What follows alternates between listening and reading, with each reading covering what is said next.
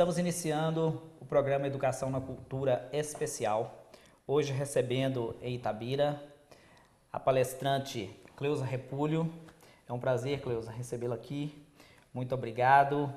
A gente estava até o presente momento em um evento, né, onde você foi a palestrante.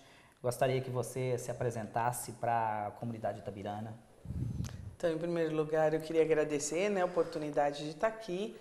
Eu sou ex-presidente da Undime, que representa os secretários municipais de educação, e fui por 6 anos e meio secretária de educação em São Bernardo do Campo, São Paulo.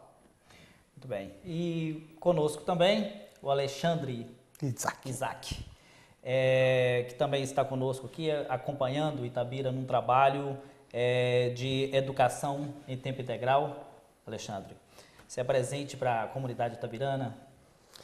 Oi, eu sou Alexandre, do CEMPEC, e CEMPEC significa Centro de Estudos e Pesquisas em Educação, Cultura e Ação Comunitária. Nós somos uma organização da sociedade civil que trabalha com formação de professores, de educadores, elaboração de material didático, e a gente está em Itabira aqui já há uns 4 meses, assessorando e em parceria com a Fundação Itaú Social e a Secretaria de Educação de Itabira para pensar, para formular uma política de educação integral para a cidade. Muito bem. O nosso tema hoje, então, é educação em tempo integral.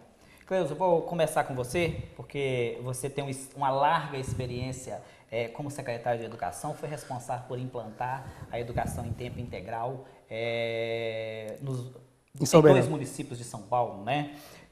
Como essa implantação da educação em tempo integral e qual a diferença, na verdade, da educação em tempo integral para esse sistema que é muito conhecido no Brasil de tempo, um maior tempo na escola, né, que os alunos muitas vezes ficam 2 horas a mais apenas. Qual que seria a diferença desse processo?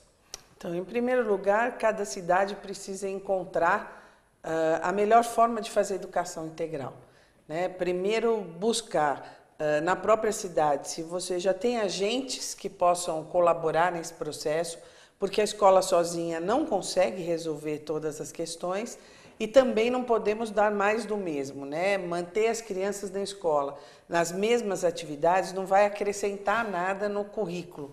Na verdade, você vai fazer da escola um lugar onde elas ficam tempo demais.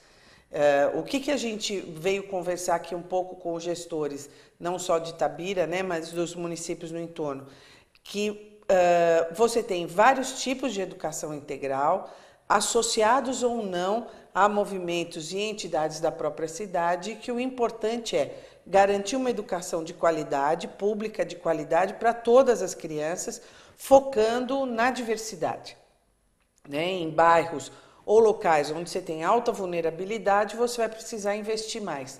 Eu acho que esse é o grande diferencial da preocupação que veio também consolidar, né, no Plano Nacional de Educação e nos planos municipais de educação, a preocupação em garantir escola de qualidade com mais tempo e com atividades diversificadas. Alexandre, você está acompanhando o Itabira nos últimos 4 meses, como você colocou, com uma proposta para uma tentativa, né, da gente implantar o tempo integral no município de Itabira. Como que tem sido feito esse trabalho junto com a rede municipal? Eu vou pegar uma carona um pouco na sua primeira pergunta para a Cleusa, que eu fiquei com vontade de responder um pouquinho dela também. Tudo bem? Pode ser? Acho que a questão do integral ela está muito ligada à questão do tempo, né? Quando se fala em educação integral, a primeira coisa que aparece no imaginário é que isso está ligado ao tempo, né? E o que a gente vem afirmando, o CEMPEC, a Fundação Itaú Social, o próprio Prêmio Itaú Unicef, a gente vem afirmando que esse integral está ligado muito mais ao desenvolvimento integral das crianças e adolescentes do que simplesmente a ampliação da jornada, como a Cleusa falou, que seria o mais do mesmo, né? Então a gente tem construído o que a gente chama de equação pedagógica, que é falar um pouco sobre ampliação de tempos, espaços, sujeitos e conteúdos, né? Então é preciso sim ampliar o tempo das crianças e adolescentes nas instituições de ensino, escolas, organizações da sociedade. Ampliação de tempos, espaço, é preciso ampliar a participação das crianças em diferentes espaços da cidade, na perspectiva da cidade educadora. A questão central é o currículo, a diversificação do currículo. Porque se você ampliar o tempo e oferecer o mesmo currículo, você, de alguma maneira, não está promovendo o desenvolvimento integral. Então, essa equação pedagógica, é um pouco disso que a gente vem conversando com a Secretaria de Educação de Itabira, que nos procurou, foi a Secretaria de Educação que nos procurou, e a gente fez 2 primeiras reuniões aqui com a secretária. A gente identificou já um acúmulo na discussão de educação integral na cidade. É isso que nos traz. O SEMPEC, a Fundação, vem para os municípios, e a gente está hoje em 10 municípios no Brasil. E a gente está nesses municípios a partir do acúmulo que esse município já tem, que essa Secretaria de Educação já tem, e da possibilidade de produzir mais conhecimento na educação integral. Cleusa, você participou da criação do Plano Nacional de Educação. E um dos eixos, né, do Plano Nacional de Educação é justamente a educação integral. E tem uma perspectiva, né, de que a gente alcance pelo menos 50% de todas as crianças na educação integral até o final do Plano Nacional de Educação. Pelo seu conhecimento de Brasil, né, que eu falei aqui que você foi secretária, ela é na região do ABC Paulista, mas pelo seu conhecimento de Brasil, você acha que é possível o Brasil alcançar, né, esse índice num período tão curto? Será um grande desafio, principalmente porque a educação, para que esse plano efetivamente se torne realidade, nós precisamos de investimento novo. E investimento novo significa recursos do governo federal, né, através de programas ou pela distribuição via Fundeb. Enfim, a gente tem 2 grandes desafios. Trabalhar nas metas, porque nós temos a cada 2 anos uma avaliação de todas essas metas. Um trabalho maior ainda nesse período de crise, que é encontrar recursos para dar conta da ampliação da jornada, principalmente, ampliação da jornada, diversificação de atividades e, sobretudo, garantir que isso contribua para a aprendizagem, né? Então, o grande desafio é ter recurso, organizar as escolas. Nós estamos falando de mais de 100 mil escolas públicas, a gente tem 200 mil no conjunto, mas é entre creche, pré-escolas, enfim. Então, o desafio é grande, ele é possível, desde que a gente vença essas 2 barreiras. Vontade política de fazer e investimento novo. Certo. Alexandre, nessa experiência que você tem, você colocou a questão do currículo como fundamental dentro dessa proposta do tempo integral. Uhum. Apresente para a gente que tipo de currículo é necessário à educação de tempo integral. Olha, e qual a diferença dele, né, para o currículo que a gente tem hoje, na verdade? A gente costuma dizer, brincar, que às vezes, em algumas secretarias de educação, o currículo é uma árvore de Natal. Sempre cabe uma bolinha a mais. Quer dizer, não é a ampliação do currículo pura e simplesmente que vai determinar que esse currículo vai impactar no desenvolvimento integral, né? Eu penso, e aí as produções do SEMPEC e da Fundação Itaú Social, a gente tem um acúmulo de pensar esse currículo diversificado nos campos da arte, da cultura e da ludicidade, né? O Mais Educação, ele faz tem uma famosa grade curricular. Eu não gosto muito de grade curricular, eu gosto mais de janela curricular, né? E que tem a ver com a diversidade do cenário nacional, né? E o que a Cleusa falou é importante. Cada município, com a sua história, tem que identificar qual é o currículo da cidade, porque tem uma parte que é da comunidade, o currículo que é da comunidade, né? Então, acho que se você pensar uma construção desse currículo diversificado no campo da arte, da cultura e da ludicidade, a gente fez essa experiência em São Bernardo, né, Cleusa? O currículo que a gente construiu, a proposta curricular, tinha as matérias do campo da cognição, aquelas do núcleo comum, né? E as da parte diversificada, a gente atuou nessa linha de 3 eixos, de arte, cultura e ludicidade. Mas cada município tem que encontrar qual é o currículo que tem a ver com a cidade, com a história da cidade, inclusive. Então seria por isso que em Itabira vocês estão fazendo a audição da população, né? Isso? Eu acho que ouvir a proposta de construir um plano de educação integral que a gente trouxe é uma proposta de participação dos atores da educação. Quer dizer, faz muito pouco sentido vir um estrangeiro de fora, né, de São Paulo, do SEMPEC, da Fundação Itaú Social, junto com a Secretaria, escrever o Plano de Educação Integral. Porque você até nem é tão difícil isso, você pensa no diagnóstico, você pensa nas metodologias, numa proposta pedagógica, numa proposta de gestão, numa proposta de parcerias. Quer dizer, construir um plano nem é algo que seria um grande desafio para uma equipe competente que vocês têm aqui. Mas construir um plano que faça sentido e que seja execuível, a gente não pode prescindir de ouvir os atores locais. Então a gente pensou em fazer oficinas de escuta, e já realizamos alguma, com gestores das escolas, diretores e coordenadores pedagógicos das escolas, responsáveis das crianças e adolescentes e os próprios adolescentes, para tentar captar um pouco de qual o sentido dessa política de educação integral. Propor fazer uma proposta político-pedagógica que faça sentido para as pessoas que vivem o cotidiano da escola. Ótimo. Cleusa, você que conseguiu implantar educação de tempo integral em São Bernardo, quais foram os resultados que vocês perceberam dentro do município, a curto e médio prazo? Então, em primeiro lugar, nós fizemos uma escolha, como não era possível e tem investimento para começar na rede, no conjunto da rede, nós fizemos um recorte e definimos que seriam as escolas com baixo IDEB, que tivessem em zonas de alta vulnerabilidade com poucos equipamentos públicos, né? Então você tinha esse tripé de preocupações e esse foi o foco das primeiras 40 escolas que nós escolhemos. Foram 20, depois mais 20, enfim. E aí, todas essas atividades tinham dois objetivos que eram fundamentais.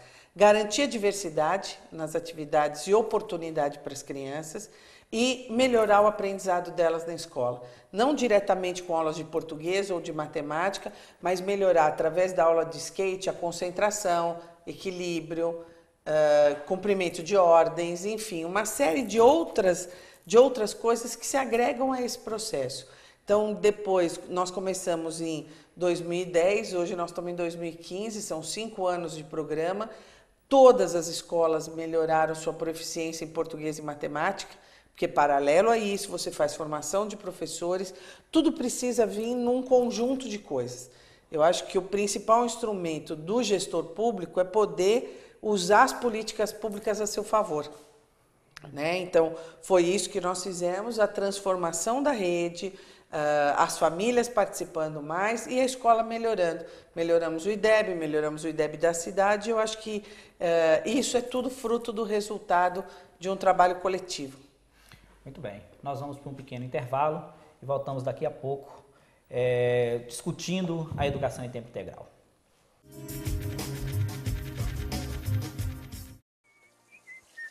Ei, meu chapa, não é assim que se lava carro não, hein? Ah, não? E como é que eu vou lavar? Com areia? Com água, é claro, mas não jogando esse monte de água fora. O certo é com balde e muita economia. Pega leve. Com balde eu vou levar 1 ano. Mas desse jeito, vais entrar pelo cano. Xixi no banho! Queremos que todos façam!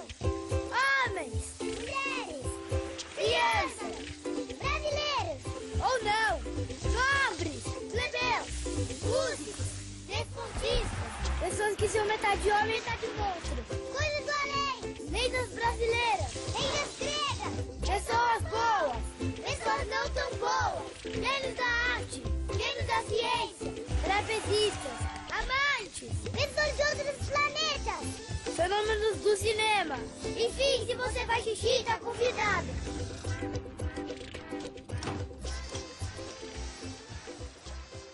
Faça xixi no banho.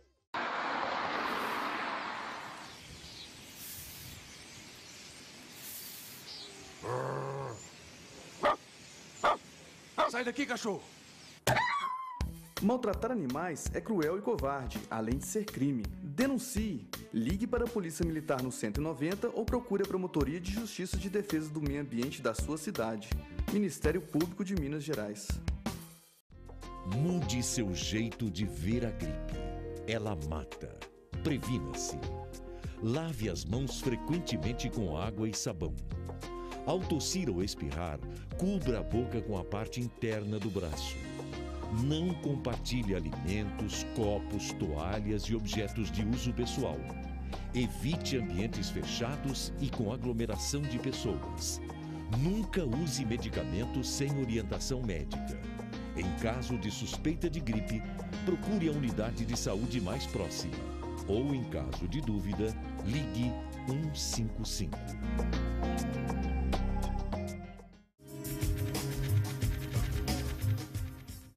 Estamos de volta com a Educação na Cultura, entrevistando Cleusa Repolho.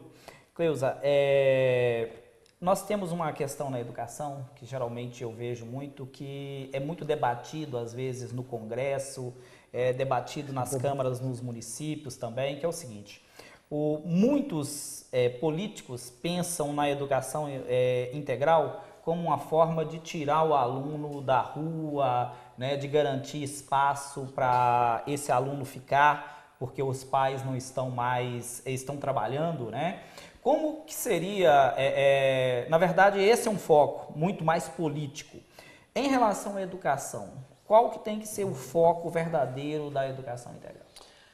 Então, em primeiro lugar, não é tirar a criança da rua, é devolver as ruas às famílias, às crianças e à comunidade. Muito bom. Né? E eu acho que esse é o ponto fundamental. Quanto mais a gente fecha as crianças dentro da escola, menos a gente ajuda no aprendizado.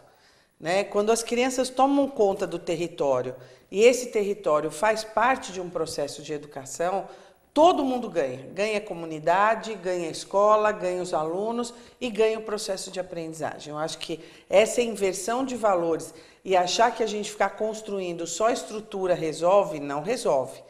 Né? Mesmo lá em São Bernardo, nós tivemos que fazer acordo com várias igrejas, clube de pescadores, espaços comunitários, para usar espaços públicos de forma pública e produzir conhecimento e aprendizagem com isso.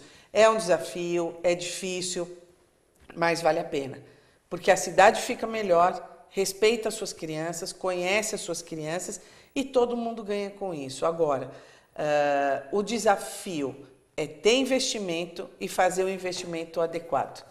Né? Muitas vezes a gente vê cidades que fazem investimento e não tem resultado. Porque você precisa aliar duas coisas que são muito importantes: vontade política e recurso. Tendo a vontade política, você muda de fato as coisas. Só recurso, sem vontade política, você faz mais do mesmo. Na verdade... Sem competência de execução também, né? Tem isso. Fica um investimento que muitas vezes não tem um foco, né? Não tem uma proposta. E o governo, eu sempre digo que uma das coisas mais difíceis da vida é ser governo, porque a gente faz escolhas, e na cidade onde eu era secretária, em São Bernardo, o prefeito fez escolha pela educação e precisou abrir mão de fazer alguns viadutos, né? Porque a gente precisava de vaga para criança na escola e garantir tempo integral. Uma cidade que tinha índice de violência grande, região metropolitana, a gente queria evitar a evasão das crianças. Então, tem algumas escolhas que o governo precisa fazer e que vão refletir de alguma forma na vida das pessoas. Algumas pessoas reclamaram de não ter o viaduto, mas muito mais crianças foram beneficiadas com ações como essa. Então, são escolhas, porque a gente vive num país que não tem dinheiro para tudo. Então, nós precisamos fazer essas escolhas precisam ser conscientes. Muito bem. É verdade.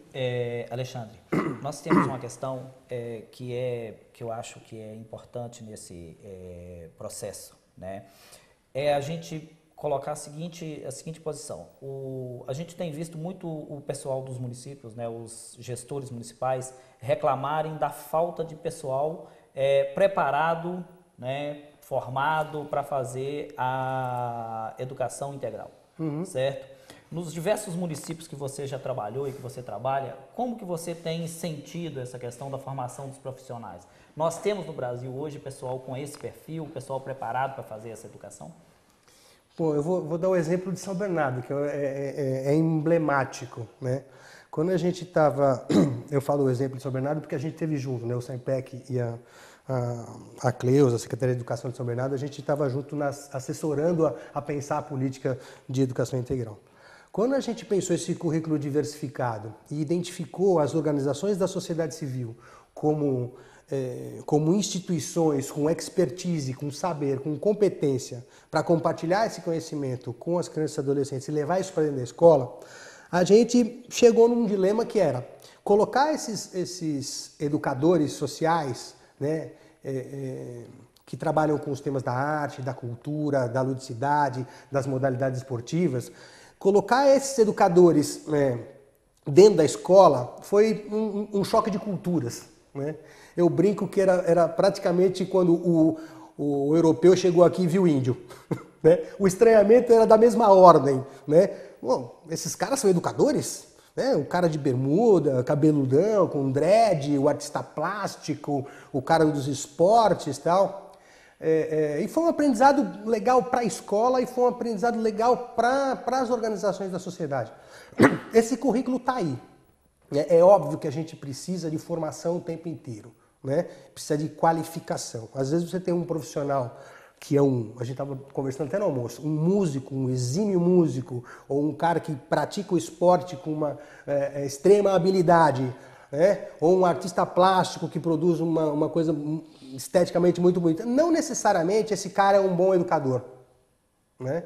Então, a gente teve que investir seriamente na formação desses meninos e meninas que tinham esse saber, que tinham essa expertise, mas que precisava de aprender com a escola, com a intencionalidade pedagógica da escola. E, ao mesmo tempo, a escola precisava flexibilizar um pouco, né, a sua proposta de intervenção, as suas metodologias de ensino, de trabalhar mais em grupo, mais em roda, que era o que esses meninos traziam.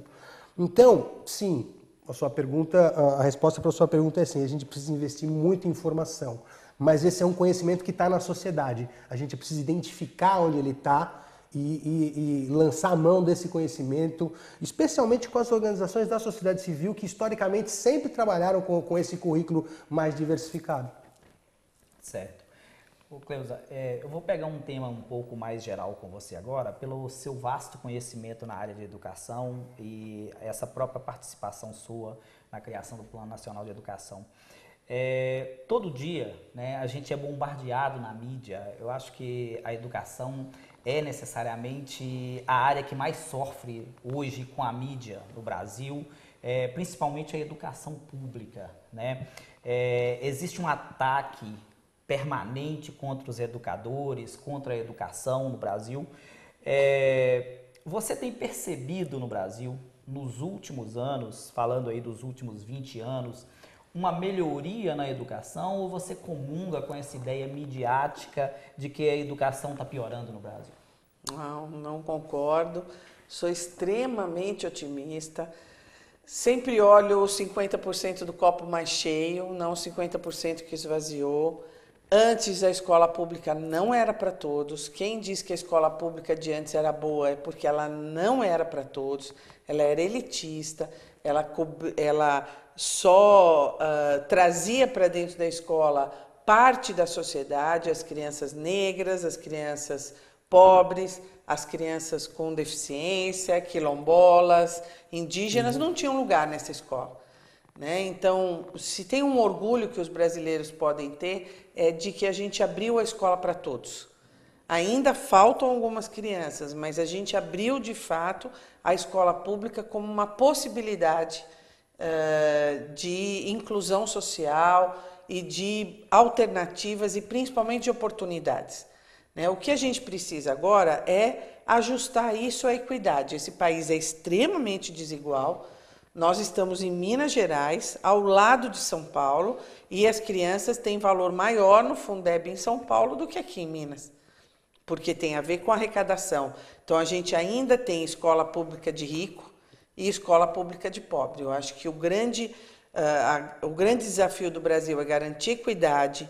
Essa questão dos 10% do PIB dentro do Plano Nacional de Educação foi uma conquista dura, difícil, uma guerra com a área econômica do governo. Né? Todo mundo quer a educação da Finlândia, mas dá o orçamento do Sudão e quer resultado de Finlândia. Né? Então, as pessoas que querem resultado da Finlândia precisam saber que a Finlândia sempre investiu per capita muito mais que o dobro do que o Brasil investe. Né? Você tem Coreia, você tem Singapura, você tem... Mas nós temos nossa cultura, a gente sabe qual é a necessidade, sabe qual é o recurso e precisa investir. Em regiões como o norte do país, como o Vale do Jequitinhonha, aqui em Minas Gerais, você vai ter que fazer um aporte maior para garantir infraestrutura e oportunidade. Garantir essa equidade hoje é o que a gente precisa fazer. É o que o prefeito de Itabira precisa fazer, é que o prefeito lá em São Paulo precisa fazer, garantir que em qualquer lugar que as crianças nasçam no Brasil, elas terão oportunidade. Hoje, a gente ainda vive a agonia do CEP. Dependendo de onde as crianças nascerem, elas não terão essas oportunidades. Isso é que não pode acontecer. Né? Então, a gente lutou muito no Plano Nacional de Educação e vai continuar lutando, porque ainda tem que regulamentar os royalties, tem que liberar os recursos para fazer chegar lá na ponta, tem muita escola para ser construída, tem muito saneamento básico para ajudar na saúde das crianças, né? Porque é um conjunto de ações. E a gente vai fazer, vem fazendo e vai continuar fazendo. Certo. Alexandre, eu estava conversando recentemente com a Ariana Cosme, uma professora portuguesa, e ela colocou para mim que o Brasil passava por um momento muito importante na educação, que o Brasil apresenta um momento de crescimento educacional. Né? Diferente de Portugal, que ela falou que o momento é de decadência, né? Então ela estava inclusive colocando essa questão com uma certa tristeza, né, sobre essa situação que eles estão vivendo em Portugal. Então, no caso brasileiro, né, esse crescimento na educação no Brasil, eu concordo totalmente com a colocação da Cleusa. Eu acho que o Brasil vive um momento importante na educação, de atender a todos, né? Como que a educação integral pode auxiliar, né, os municípios, os estados, para que essa educação tenha essa qualidade que é hoje o nosso foco, que a gente verdadeiramente necessita? Eu acho que historicamente e ainda hoje, quando se fala em educação integral, se pensa muito em políticas de assistência ou mesmo de assistencialismo. Ou seja, é preciso, aquela conversa que a gente estava tendo anteriormente, para tirar as crianças da rua, deixa elas na escola, né? Então eu acho que a gente tem que avançar e dar um salto de qualidade de perceber que quando a gente está falando de políticas de educação integral hoje, a gente está falando em direitos constitucionais.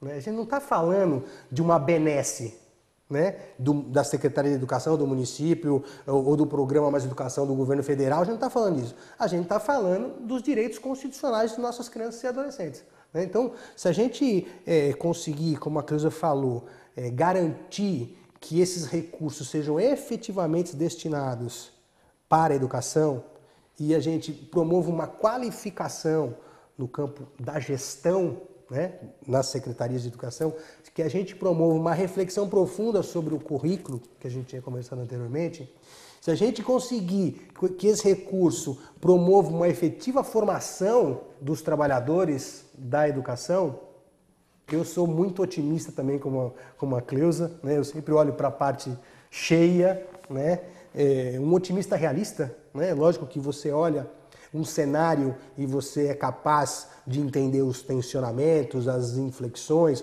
os momentos de recuo, mas do ponto de vista macro-histórico, para mim, o que a gente está vendo hoje com que se fala de crise, com que se fala de retrocesso, para mim é muito mais uma resposta às conquistas de um determinado período. Né? Acho que nos últimos, para não falar de política aqui, nos últimos 20 anos, a nossa sociedade conseguiu avançar no campo da democracia. Né? A gente não pode perder essa possibilidade de continuar nesse rumo. Então essa reação meio reacionária, uma reação meio reacionária, meio de direita que a gente tem assistido nas mídias sociais, na televisão, né? De volta à ditadura, chega de Paulo Freire, chega de...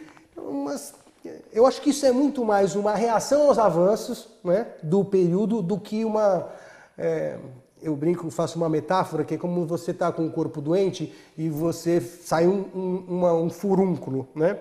Na verdade, aquilo já estava no seu corpo. Quer dizer, essa percepção mais reacionária de sociedade, ela já estava no nosso corpo. O que fez essa crise foi dar força para isso aparecer. Mas, de novo, para mim, o que a gente está vivendo é muito mais um movimento de reação às conquistas do que de atraso. De grupos excluídos, principalmente. Exatamente. O que está, por exemplo, quando a gente vai discutir o marco regulatório das organizações da sociedade civil, que foi aprovado agora recentemente pela presidente Dilma, né, e que ainda tem algumas medidas provisórias que podem qualificar, fazer avançar ou retroceder a nova legislação. O que está por trás, efetivamente, é a possibilidade de participação social na formulação de políticas públicas. Quer dizer, a grande questão de que esse marco ainda não foi aprovado é assim, porque tudo que se fala de participação social já se pensa em bolivarianismo, já se pensa em comunismo, né? O pessoal fala umas coisas que sem estudar minimamente é complicado, né? Então, acho, enfim, já entrei num assunto que não era muito para entrar, mas tudo bem. Não tem problema, Alexandre. Muito bem, muito obrigado. Infelizmente o nosso tempo aqui é curto, né? Tempo de televisão, vocês conhecem muito bem. Nosso tempo é curto. Eu gostaria de agradecer muito a sua presença, Alexandre, e o apoio que você vem dando à Secretaria de Educação de Itabira. Legal. Muito obrigado, tá? Valeu. Ao SEMPEC, ao Itaú Cultural, certo? E também, Cleusa Repúlio, muito obrigado pela participação sua no evento, né, de formação dos nossos gestores e também a sua participação aqui na TV Cultura, informando aos nossos telespectadores com seu vasto conhecimento de educação. Muito obrigado. Muito obrigado, telespectador, uma boa noite e até a próxima semana.